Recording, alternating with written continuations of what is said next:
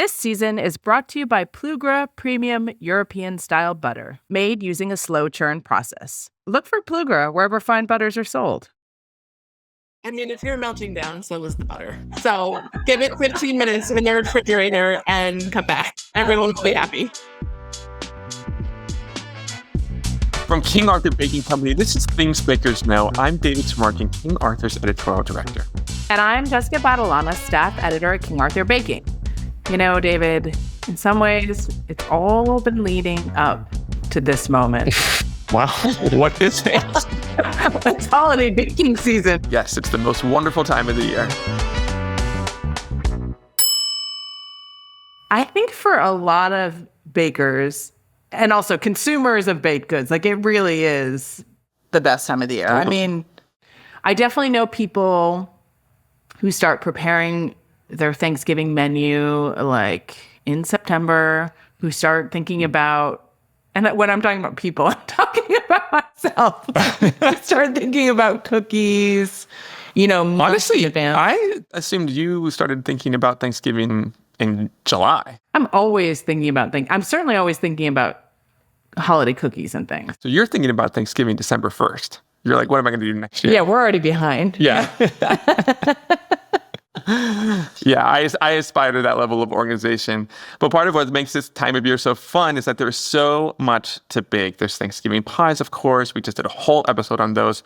There's also Thanksgiving rolls, which is new to me. I mean, I was never a roll person until a few years ago, and now you can't stop me. Oh, okay. Yeah. Mm-hmm. Of course, there's holiday cookie season. And special showstoppers like Bûche de Noël. We have a great recipe for that on that website. And croquembouche for the real overachievers like you, Jessica. We all know your croquembouche story. My third-degree burns. So is croquembouche a yearly thing for you? Is that your favorite holiday bake?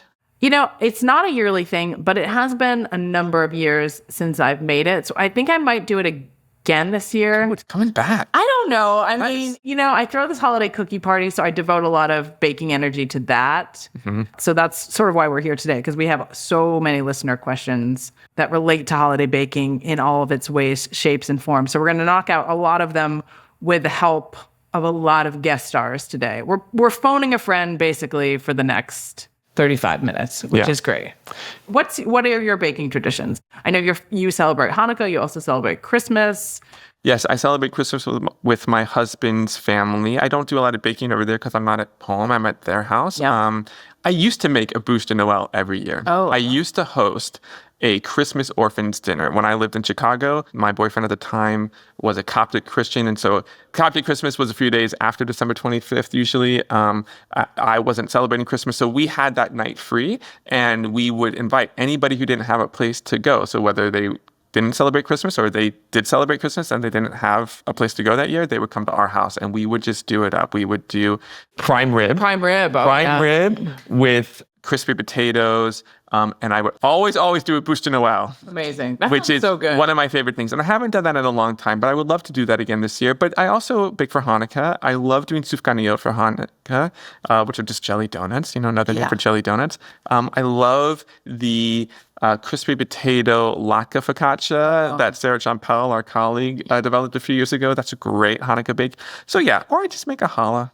Yeah, nothing wrong with a challah. Yeah. And we have a great olive oil cake on the site, which I think is a really it's not flashy, but it is so delicious. And you can, put some ganache on top of that or just serve it with powdered sugar. And that I think is a really very elegant bake that could take you all the way through the holiday season. Totally. We have 1 million listener questions about holiday baking. Which is great. Yeah, it's great. And we are going to talk about 5 of them. No. And we chose one. We chose the king of all questions. No, we selected the questions that we thought would resonate with the most listeners. And then we decided to farm this out to our colleagues because we are recording today from King Arthur headquarters. We have all of these talented colleagues in the house with us, which is thrilling.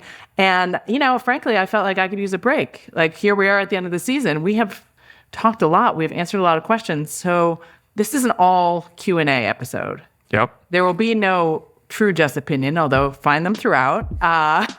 Easter egg time. But we are just going to tee up all these listener questions and have our colleagues help us answer them. So we got a lot, so let's get to it. Let's get started.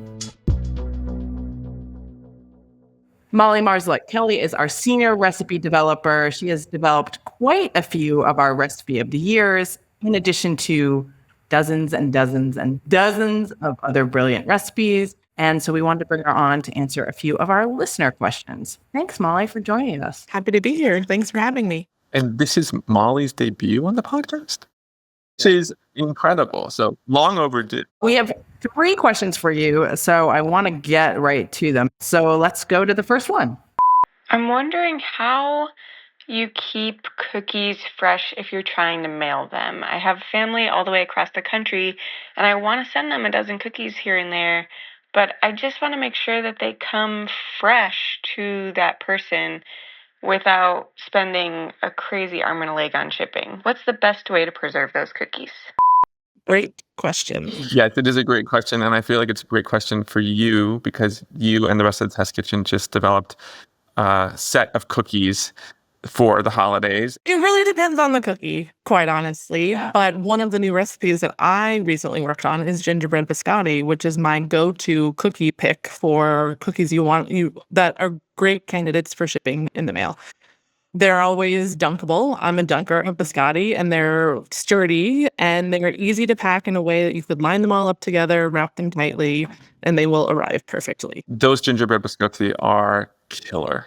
Yeah. They're killer. They're so good. Well, we've been talking about how many times, the gesture is very nice. Sure. And yet you receive like a Ziploc bag of crumbs. Well, I mean, I like to call that cookie confetti. And if that's what you get in the mail, I mean, I don't hate that. You put it on ice cream. But I think the type of cookie really makes a difference. Biscottis are yeses. Anything dense is a yes to ship. Anything lighter and more fragile, you're just not setting anyone up for success. Yeah. So like the meringues, deliver those in person. Yeah. If it's like a more tender, soft sugar cookie, then that's going to be en route to cookie confetti, I think. Okay. Gingerbread biscotti is what everyone's going to ship this year. We're all in agreement. Yeah. But Molly, we all know that somebody out there is going to ignore that advice, and they're going to want to send a bunch of sugar cookies and some biscotti in the same package. For those people, what tips do you have for them? Packaging is important. So I normally go like the tissue paper route or paper towel. Like that's something someone could reuse on the other end. Tea towels are great to put in there too. That helps keep things in place. And another tip I have for if your cookie is on the more fragile side, bake them, freeze them, then package them. So it's like they get a little time depending upon their final destination. Great. Okay. Problem solved. Let's go to our next question. How early in advance can we make cookies, cakes, and other holiday treats? I usually make gingerbread cookies at the beginning of November and freeze them until Christmas time. Is that too early? This is another good question. I noticed in the test kitchen, like probably all test kitchens, and maybe even your home kitchen, Molly, I don't know. Every little thing is dated, right? It's got that piece of tape on it, what it is, and when it was made.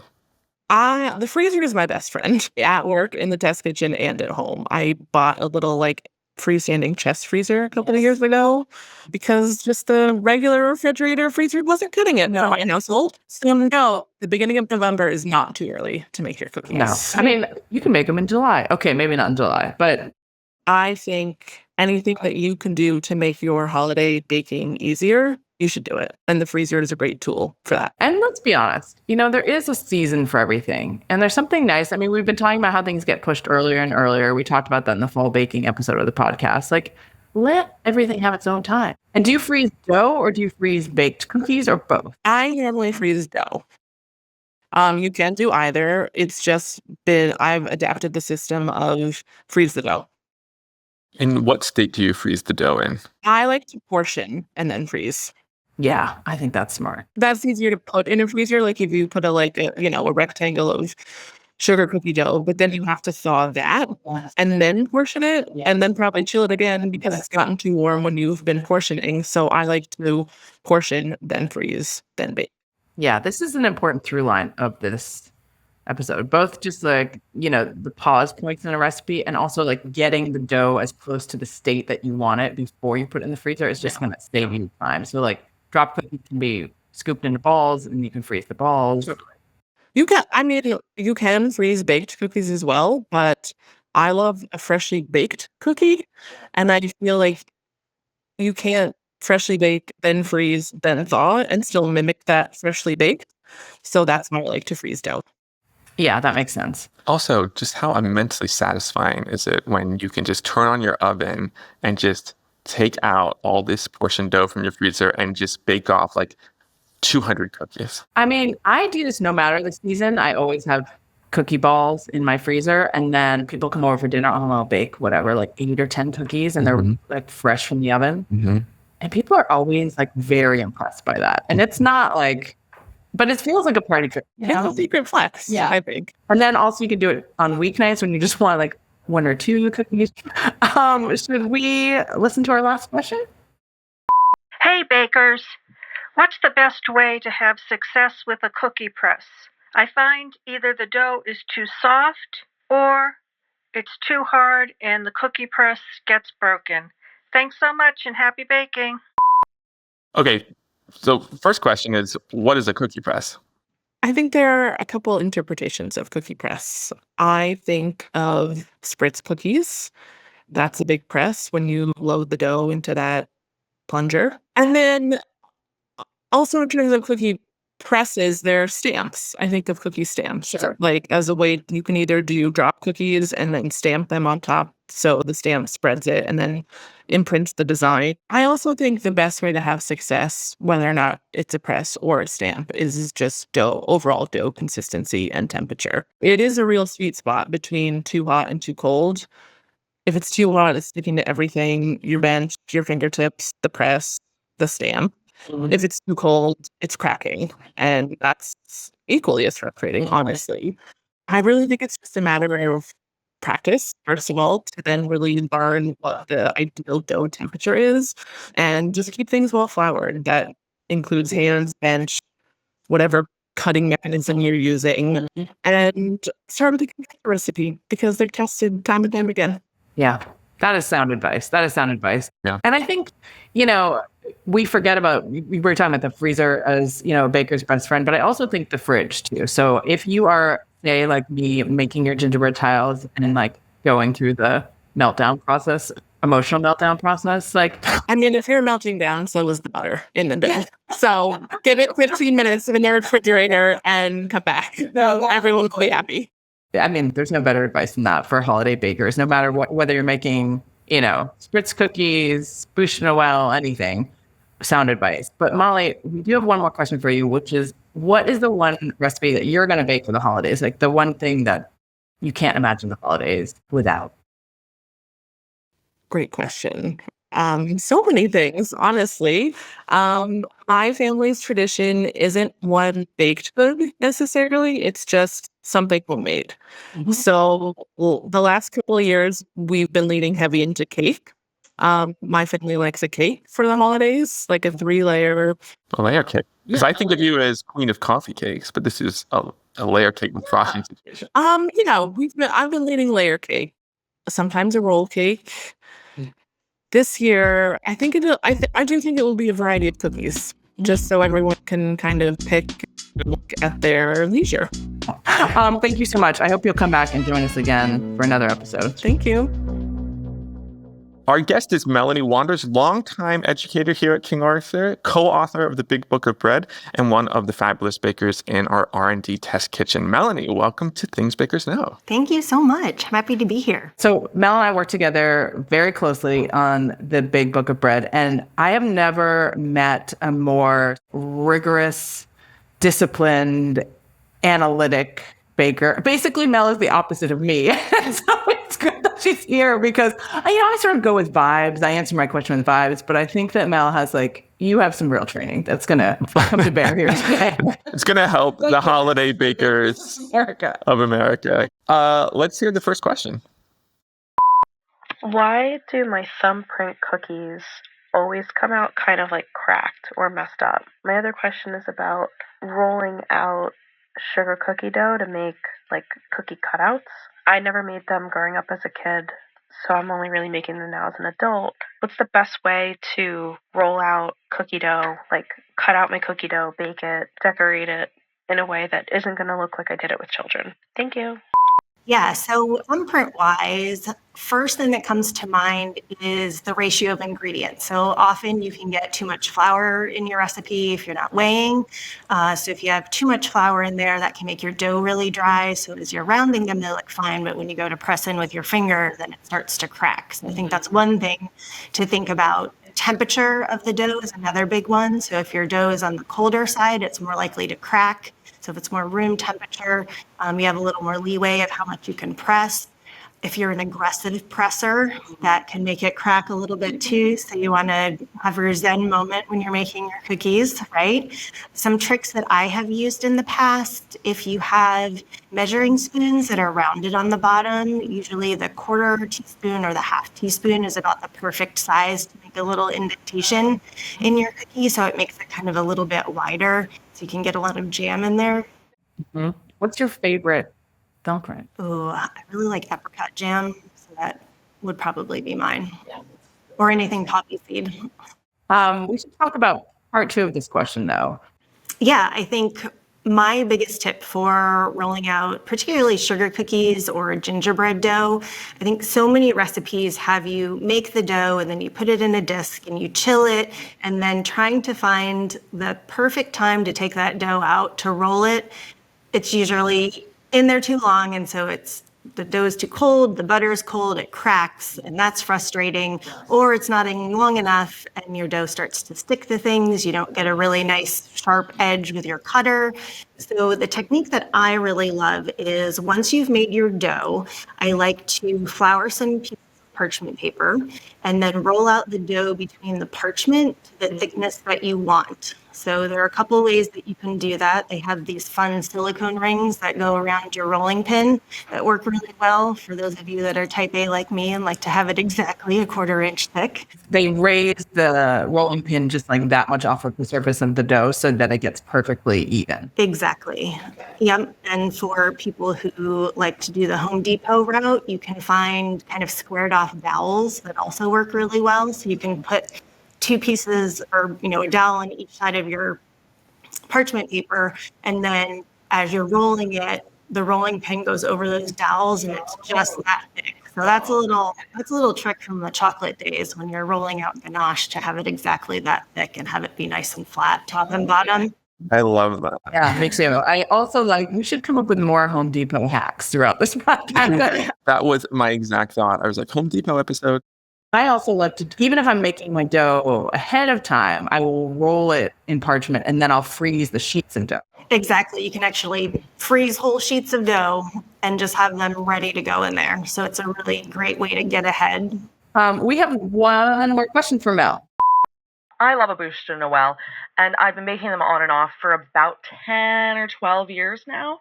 But no matter what I do, I can't get it to roll without cracking. I've tried different recipes. I've tried different types, chocolate, vanilla, different fillings. But no matter what I do, it always gets at least one crack. What would you guys say is your advice for keeping my bûche de Noël, my roll cake, from cracking? Bûche de Noël is typically made with a chiffon cake layer that's baked in like an 18 by 13 rimmed baking sheet. And then it gets spread with a filling and rolled up to look like a log. So that's what this scholar is talking about. They're talking about when they take their chiffon cake and they go to roll it up with fillings. And this is, I think, a problem that a lot of bakers have. You go to roll it up and it gets an unsightly crack in it. I always say use your decorations to your advantage. So if you just have one crack, one thing could be that filling it in with a little bit of frosting, I think always helps. You're just kind of, filling that crack in and no one knows. Little powdered sugar goes a long way. Strategically placed meringue mushrooms, all the above. I think all those things are helpful. Going back to the recipe itself, I think finding the one that works for you is, kind of key. I find that chiffon cake recipes that use oil in them as opposed to butter tend to be easier to roll. So they don't crack as much. It just gives you a little more flexibility as you're working with it. In the baking school, the recipe that we use also has oil, and we actually don't roll it up in a sugared towel at all. So that's one thing. I've seen a lot of recipes that are like that as soon as it's out of the oven, you transfer it to a warm or a towel while it's still warm, and then it has sugar on it and you roll it up. And I feel like whenever I unroll it, that's when I start to have problems in that like unrolling and re-rolling. And a chiffon cake, it's relying entirely on beaten egg whites for its loft. Usually. Yep. Sometimes there's a little bit of baking powder in there for extra insurance, but it should be light and flexible and kind of bouncy, spongy, which should lead to rolling up easily. The other thing I can think of is not trying to roll too tightly. So I actually use parchment paper to kind of help it along, kind of push it along, which I think is helpful, and not overfilling. So overfilling and then trying to roll too tightly is a recipe for disaster. Those are all great tips. A couple questions for you, Mel. When you roll a bûche de Noël, is your preference to roll the long way or the short way? It depends. I've done it both ways. I feel like if you're rolling the short way, you have just a log. Yes. And one piece. If you roll the long way, I can usually cut off at an angle one area so that I end up with the branch. Oh, yeah. Yes. And I like the branch. So It's such a treat to have you here. We just have one last question, which is, what is the one recipe that you always bake for the holidays, that it wouldn't be the holidays without this thing? my mom's glazed orange rolls. Ooh. Orange rolls? Orange rolls really a thing? Yeah. The filling is literally butter, sugar, and orange zest. And the glaze is fresh orange juice. So she used the zest and then would juice the oranges and be fresh orange juice and confectioner's sugar and warm out of the oven. Best holiday morning ever. Yeah. Well, I don't know if it's exactly or even up to, your standards, but the test kitchen did just release a recipe for orange rolls, so we will put that in the show notes. Mel, happy holidays. Thank you so much for coming and hanging out with us.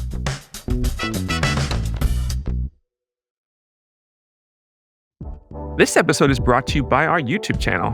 Did you know we're on YouTube? Well, we are. We're sharing recipe walkthroughs and plenty of smart tips and techniques. These videos are smart, they're fun, and I always walk away having learned something new.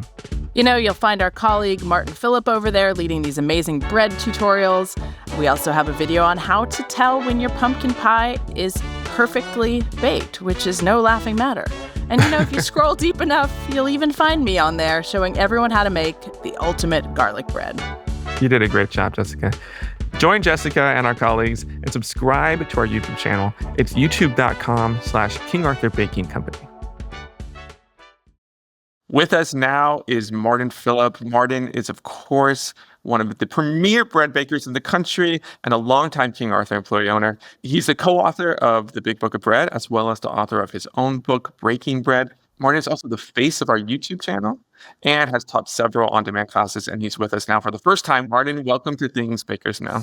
So excited to be here. Because honestly, there's probably nobody in the company that has more opinions after me than Martin Phillip. So it's a shocking. It's a contest. It's a tight contest for sure. Let's hear some opinions from Martin. Let's hear our first question. Is it possible to get soft, fluffy, ethereal, whole grain dinner rolls?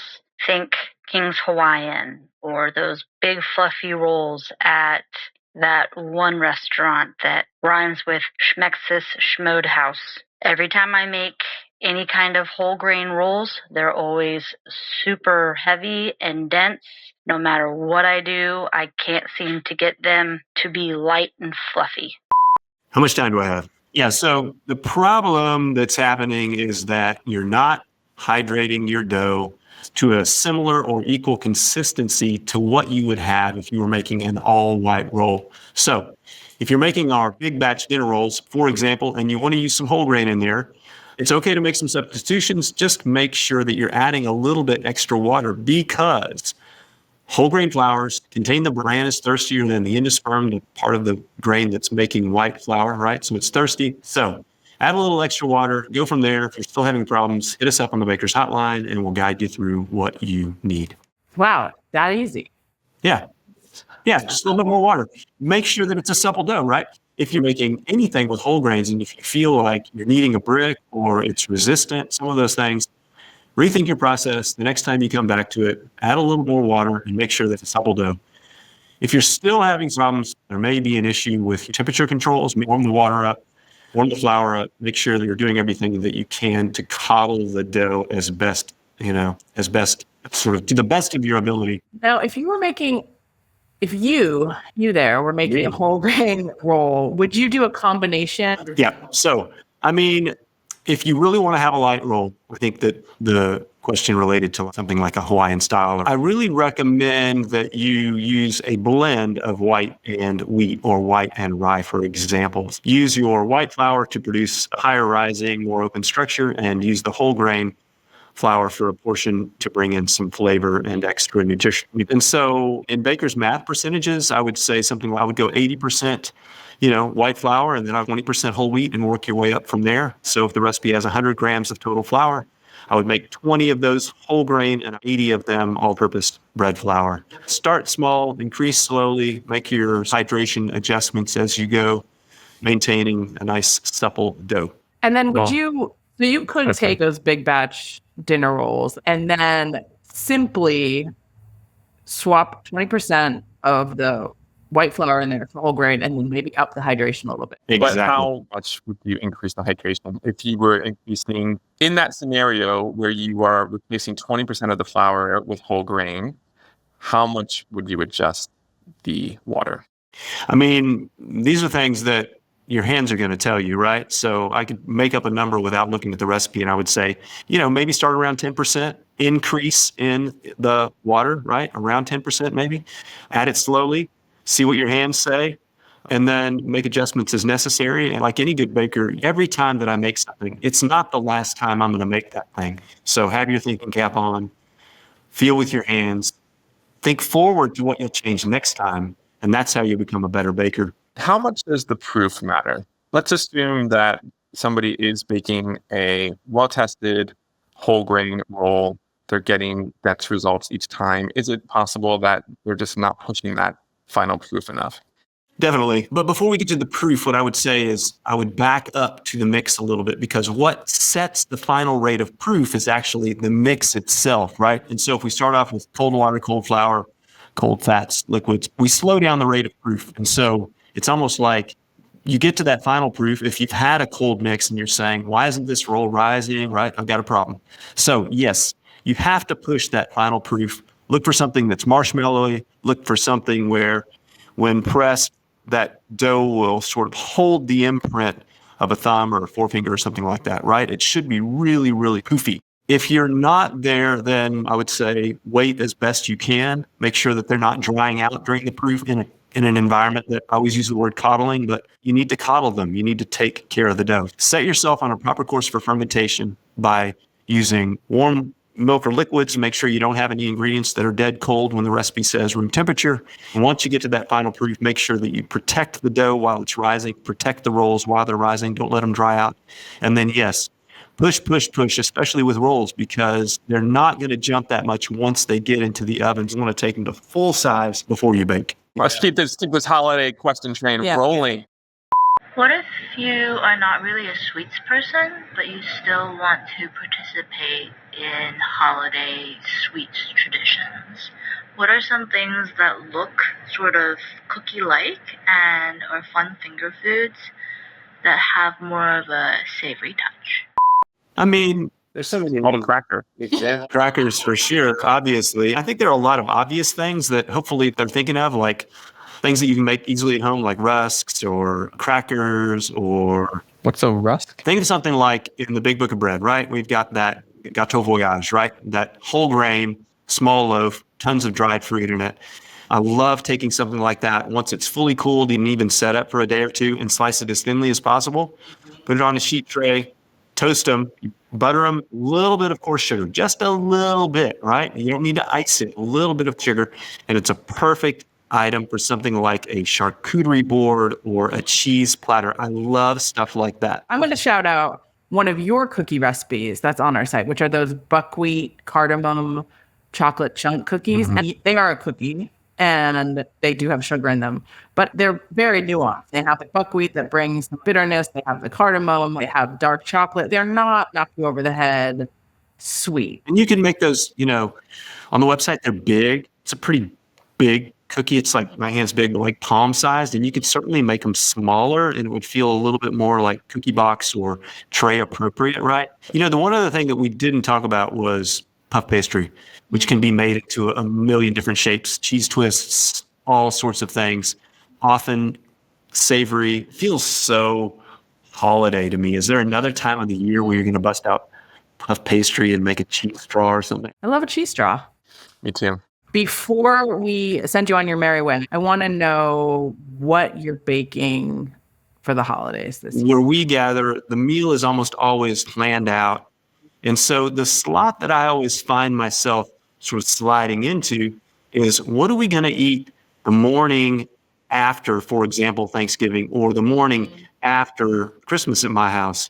And if it's not pie, and it's often pie, and I like to have pie for breakfast, I will often set something to make in the morning, and it's often either bagels, could be English muffins. I always have this like surprise bake that nobody planned for, and I really like that because they kind of don't know what's going to happen. Sweet. It's nice that it sort of sustains the fun, but it doesn't end with a holiday feast. And I always make something that I feel like no one will ever have made for them again. So like I said, maybe I'll do donuts, maybe I'll do a really good English muffin, something like that. So yeah, keep the intention, keep that sort of love going a little bit. Thanks, y'all. Next up, we have Sarah Jampel. She leads our test kitchen here in Norwich, Vermont. She's one of my favorite bakers, the creator of hits such as the chocolate pumpkin coffee cake, which I made earlier this fall season, the oatmeal date smash cookie that Jessica has talked about on the podcast, creator of so many amazing recipes on kingarthurbaking.com, and she's here to help us answer another question. Sarah, welcome to the show. Glad to be here. Okay, we've got a listener question Sarah is uniquely suited to answer because I know, Sarah, you have spent a lot of time working on and thinking about sufganiyot or jelly donuts. And this is a jelly donut question. So let's hear it and then let's get your expert advice. Hello, King Arthur. I have a holiday baking question. I would love your advice for sufganiyot for Hanukkah. Every year I try to make fluffy, delicious donuts filled with jam for my little ones, and the oil is such a headache. Do you have any guidance on how to keep the temperature consistent? How deep does it really need to be in order to fry the donuts effectively? In your experience, do you think there's an ideal size? An ideal size of sufganiyot. This is a good question because the size of the donut really will dictate how long it takes to cook in the oil. And I will admit, I've had trouble with this because I get beautiful sufganiyot and then I open them up and they're raw in the middle. They're golden on the outside and in the middle they're raw because the oil temperature wasn't correct. So Sarah, help this listener help me. Okay. I'm going to tackle this in parts. First, I think there's some acceptance that frying is annoying at home. I would recommend that you have enough time and you get yourself set up. So you need a heavy, deep pot. You need designated oil. I feel like my frying downfall is that I'm like, I'll just use whatever oil I have in the pantry and then I don't have enough. You're going to need, I think, at least a quart of oil. So you want to buy oil specifically for this purpose. And then you use vegetable oil? Any neutral oil is fine. People definitely have their preferences, but I think any neutral oil is fine. And then a landing pad for your donuts. So you're going to need to fry your donuts in batches for several reasons, and then you're going to need a place to put them. So you need a large, clear area. And I think just the acceptance that this is a project and maybe something you do once a year. And then to the question of whether you actually need a lot of oil to fry the donuts effectively, unfortunately, the answer is yes. It's a little something called thermal mass, which is you need a large amount of oil to keep the temperature of the oil consistent. The less oil you have, the more fluctuations in temperature you will have, because that oil is going to move up and down in temperature much more easily. So every time you add a piece of food to oil, it's going to lower the temperature. And low temperatures of oil is what makes food greasy, because the food is going to absorb too much oil. And then you're going to get these like heavy laden sufganiyot. So yes, you do need a couple of inches of oil in your pot to fry effectively. It's not the kind of thing that you can pan fry. And now the low temperature oil can lead to those leaden, greasy sufganiyot. But, David was also talking about the opposite problem, which is if your oil is too hot, then the outside of your donuts can brown more quickly before the inside has had time to set, right? Yes, you need to have the oil in the sweet spot. I think that's typically around 350 degrees. I recommend a deep fry thermometer or an instant read thermometer that you're keeping near you and monitoring the oil and making sure that the oil comes back to temperature between batches. Oh, that's important. Yeah. It is all about the temperature of the oil. If it's too hot or too cold, you're not going to get the effect that you want. Do you have any guidelines for how many? I suppose it depends on the size of your vessel and the size of your sufganiyot, but do you try and give the donuts some, sort of breathing room around one another? Is that sound advice? Yes, obviously they need to be in a single layer, but then also I don't think they should be too crowded. I would think they need an inch or two on every side to really be able to float and flip with room. Yeah. Now, I wanted just for 1 second, you mentioned the landing pad. When you take your donuts out of the oil, do you put them on a wire rack or do you put them on paper towels, or what's the move to keep them from getting soggy after you fried them? I like a wire rack set on a sheet pan so that the air can keep circulating under them. But then you do need to eat them quickly, especially after you fill them with jam. It's really a party food, something you would serve to a lot of people and not something that you would keep around for a long time, just because like any fried food, they do not get better with age. I feel like you could apply that to so many things. I think so too.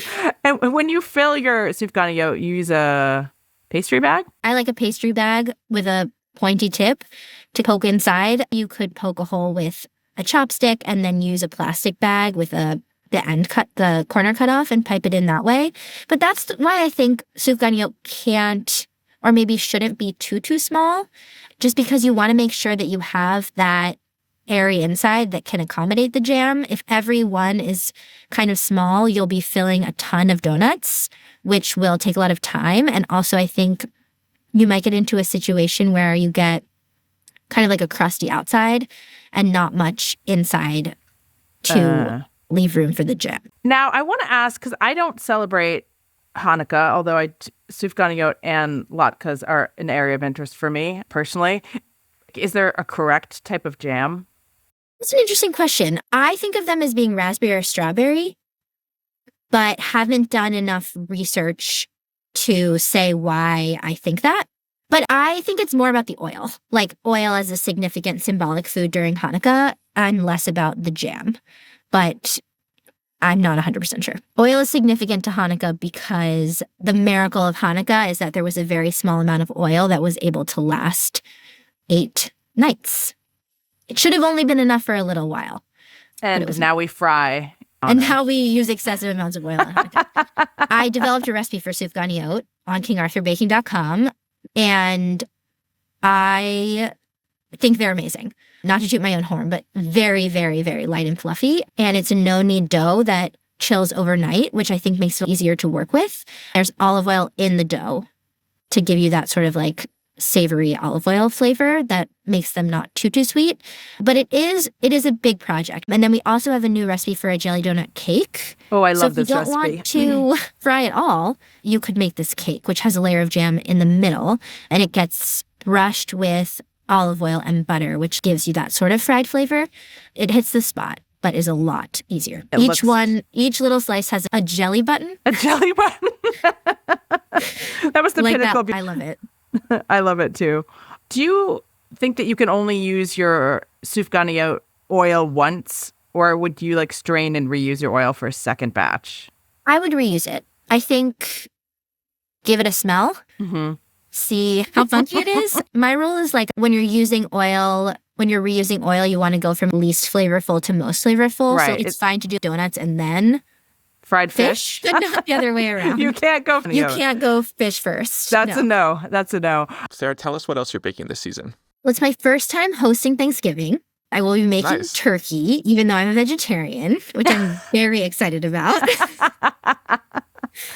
Wow. I'm making turkey parts because we're not hosting that many people, which then brings me to my pies. I will be making David Turner, DT's pumpkin pecan pie, because I'm only planning on making 2 pies. This one's great because it combines 2 of the great Thanksgiving pies into one. My second pie will be an apple pie. So I feel like I can get all the pie bases covered with only 2 pies, which is nice because I don't think we have enough pie eaters to justify 3. Oh, don't underestimate your guests. Many of them are under 4. Well, that's fair. What about rolls? Are you baking rolls? Or are you going to lean out on that? No pressure. That's a great question. Am I going to bake rolls? I really, really, really like our make ahead dinner roll recipe. So I think maybe I'll do that sooner rather than later. So they're par baked, so I could make them in the next couple of weeks and then freeze them. They only need 10 minutes on Thanksgiving. So maybe I'll do that. That seems like a good compromise. These are your brown and serve dinner rolls that you just developed for the site. This is a hack for the ages because you take them almost to the point of doneness, let them cool, freeze them, and then finish them, which is good because space is often at a premium on Thanksgiving, but you also want a fresh roll. Yeah, I think you could bake them while the turkey rests, if I know anything about turkey, which is a little bit. And I think they're a lot better than rolls that are fully baked and then reheated. Those never really taste as fresh, but these, since they're not fully baked, it's almost impossible to tell that they were made ahead. So great. Happy Thanksgiving to you. Happy Hanukkah. Thank you for coming on Things Bakers Know, and we're going to have you back with more questions in season 3 for sure. Thanks for having me. We had Amber Eisler, our director of baking education, on for the first season of the podcast. She was our expert on sourdough bread, but really that's not all that Amber is an expert on. And so it made perfect sense to bring her back to knock out a few more of these listener holiday-related baking questions. Amber, thank you for taking time out at this busy time of year to answer our questions. It's great to be back, Jessica. How many students pass the baking school every year? In Vermont, about 11,000. 11,000 questions at minimum that you've answered. I feel like there's some sort of exponential equation, like 11,000 students, we could do the five questions per student per hour. There's probably no question that you haven't answered, so hopefully this will be easy for you. Let's hear our first question. The best way to freeze your baked goods. When reading instructions in making baked goods ahead of time, like cookies, the instructions always say to wrap in saran wrap, and the tighter the better. But they kind of don't explain how to get an airtight seal on saran wrap when you're going to freeze your cookies. So any kind of suggestions and help would be much appreciated on that. This is an interesting question, Amber, and I think we've been talking a little bit about cookies and freezing, but it sounds like this caller is talking about cookies that have been baked, not cookie dough. So do you think a baked cookie that you want to freeze should even be wrapped in saran wrap? I don't think so. I think if we're freezing pre-bake, which is a great option, you can double wrap your cookie dough in saran wrap pretty easily. You can flatten it out so it fits into your freezer. But those baked cookies, sounds like you want to get it in a sturdy container so they're not going to be crushed. Yeah. But you could then wrap that container or whatever in plastic wrap. I like that, the sort of belt and suspenders approach. Yeah. I do that sometimes. I'll put things in a tin and then inside a plastic zipped up freezer bag, which I think is nice. So can I clarify, when we're talking about packing cookies into a tin, you are suggesting packing those cookies pretty tightly, or you want to find a container where the cookies fit snugly? Right. And then they have the sturdy case around them. Sometimes I might pad with some layers of parchment or wax paper, depending on how sturdy the cookie is. Get that tin nice and full, wrap it up. I think you're right, though, Amber. Just like trying to overwrap a stack of cookies in saran wrap, it's not going to work. And also, like, not only will your cookies be exposed to The freezer is a very drying environment. You really want to get it wrapped airtight. The freezer is a great place to store like baked meringues because it's so dry in there, but not a great place to store a cookie that you don't want to turn into like a cracker. My family's not gentle when they're going in the freezer. No. They're cramming everything in. They're not gentle. I feel like I need a layer of protection. All right. So basically the answer is use a tin and wrap it in plastic. Yeah. Okay. Great. Okay. Let's hear our next question. How do I get my cream puffs to not deflate after I take them out of the oven? This is that. Yeah. When this happens, I mean, you're putting all that work into a cream puff and then it deflates at the very end of the process. That does sound like a bummer. Yeah. Well, I think it's useful for listeners to know that that same dough that you use, pâte à choux, is the dough that you can use to make gougères, which are like savory, cheesy cream puff, which is a great holiday appetizer. Also, you use that same pâte à choux to make cream puffs, which you could use to make the croquembouche I was talking about at the top of the show. But it is true, I think, that pâte à choux lies. Do you think that's true? Tell me more. Well, I always think like you look at it in the oven, you know, they're puffing beautifully. They look great. They're brown. You take them out of the oven. You put them on your counter. Everything seems fine. And then you come back 5 minutes later and they're like, you know, they've deflated, like this caller is talking about. So we're really talking about it's just hard to tell when they're done. Yes, that's why. And that's why I say they're liars, because they look done, but in fact, maybe they're not done. We're not just trying to brown the outside. We're trying to dry them out. We want hollow, dry shells. So will you tell the listeners briefly how you make pâte à choux? Because it is an interesting dough amongst doughs. It really is. It's strange. You start by cooking a mixture of butter and a liquid. It could be water, it could be milk. And you melt that on the stove and then you add flour and you cook it for a while. And it looks like Play-Doh. It does. It looks like Play-Doh. It kind of smells like Play-Doh. Yeah. And then you let that cool for a minute and then you beat some eggs into it. And the eggs are what are going to leaven or make it puff in the oven. And also, you know, having that butter, having the eggs, it means that you're going to get some browning quickly in the oven. Yes. And I think that is, you know, that's the problem. How do you know when they're done? Well, you're going to pick one up. It's going to feel really light. You can even have a sacrificial one. You want to cut into it and make sure it's dry. Now, when you take yours out of the oven, do you do anything to them? Some people do poke a little hole to release steam. Mm-hmm. That's super common. I'm too lazy. If you bake your cream puffs long enough, you don't have to do that. In theory, you shouldn't have to. Can we just go back, just before we wrap this up, I want to go back to the sacrificial cream puff. Mm-hmm. You say to determine if they're absolutely cooked, we slice it in half and look, and you said it should look dry. But I'm worried about that because as someone who doesn't make cream puffs that often, you know, and I think of a cream puff as having a sort of eggy, but kind of an eggy, shiny center. It doesn't look bone dry to me, even when it's perfect. So how will it be obvious to me as a baker? Yeah, I mean, I think you might have to develop by trying a few and pulling a few out of the oven that are a little bit wet still. But if you see like a lot of shiny webbing on the inside, that's saying, oh, I need more time to bake. If it looks mostly hollow, still a little bit glossy, but mostly hollow, then you're good. Great. One last question for you, Amber. What are you baking this holiday season? What is Amber's absolute must bake for the holidays? Okay, so normally it is an apple pie. It's my favorite dessert of all seasons, but in particular holidays. But this year, is it a double crust or a crumble double crust? Okay.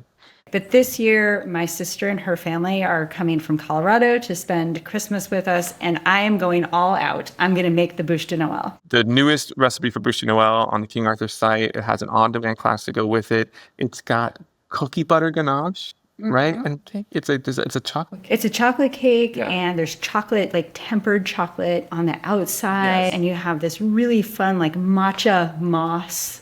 Oh, that's exciting. It's stunning, and I cannot wait to see pictures of it. That's exciting. I mean, that's worth flying across the country at the holidays for. I think so. Right. I think so. That's going to win hearts and minds for sure. Amber, this is not the last time we're going to have you on the podcast. You know too much. This has been fun. Thank you, guys. Thank you. Happy holidays.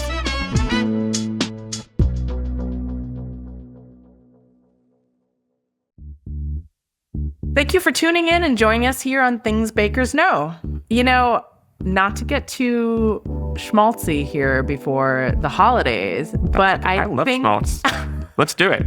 Having all of these amazing guests with us today just reminds me that King Arthur is such a cool place to work, that it is filled with a real hive mind of master bakers. And I always feel so fortunate to take advantage of their expertise. And I'm really glad we are able to share that expertise with our listeners. Keep those listener questions coming, because you got a question, we have somebody here who can answer it. Yeah. So you can always go to kingarthurbaking.com/podcast, record a question, and we will get it answered for you. Yeah.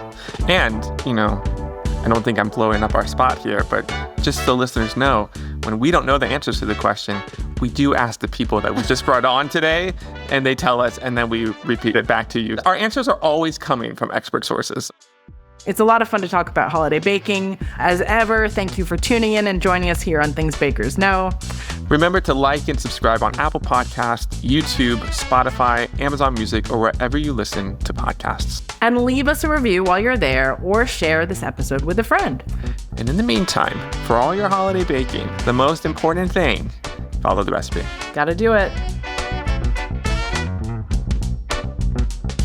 Things Bakers Know is hosted and executive produced by me, David Timorkin. And me, Jessica Badalona. Rossi Anastapulo is our senior producer. Chad Chennai is our producer, and Marcus Bagala is our engineer. Original music by Megan and Marcus Bagala. This episode features so many of our amazing colleagues. So many. We are grateful. Things Bakers Know is a King Arthur Baking Company podcast.